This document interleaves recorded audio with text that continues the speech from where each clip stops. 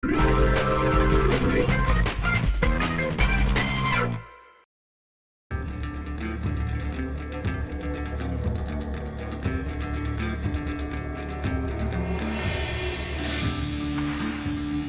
a lot of thought that went into the design and the look of Red vs. Blue, and for the entire Chorus Trilogy, on both the machinima side, set creation, character creation. There were hours and hours of hard work and decision-making that went into making everything look the way it is. When it comes to choosing a set that looks right in machinima, it's not just a matter of opening up any map. It's a matter of finding the right spot in the map, dressing the set in Forge mode, and then getting the right bodies to fill these scenes. Whenever it comes time to introduce a new character or type of character, the first question is, okay, what armor do they wear? Because the armor really is the character. That helmet is the face of that character for as long as they are on screen.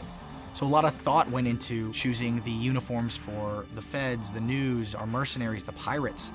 The feds all wore that stormtrooper white. They were supposed to look badass and clean and better than you, and their armor was oddly advanced and strange, and what the hell's up with their visor? Take those guys, pair them against the New Republic. The New Republic is tan and green. They're practical, they have camouflage, and all their armor pieces are all mismatched and seemingly things that they just picked up off the battlefield and attached to themselves. It's a lot of fun getting to choose the armor for machinima. You don't think as much thought would go into the art side of machinima, but there's a lot of choices that still need to be made. Where we really get to have a lot of fun is when we get to do something completely original. UNSC Tardis was super cool to build. The Tardis was the semi-truck of the spaceship world. The ship exterior came along first, and I got to design that, and that ship is bloody huge.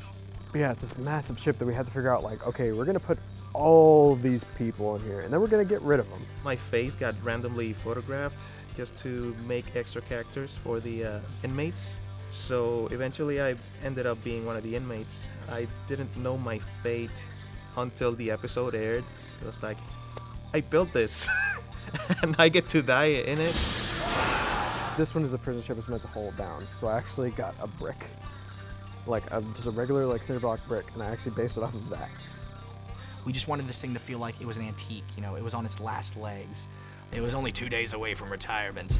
But that was a really cool set to create. Another set that we got to design was the big ice fight. Originally, the fight in episode 11 was just on top of the mountain near this frozen lake, and it ended with Carolina getting plunged into the lake and sinking to the bottom.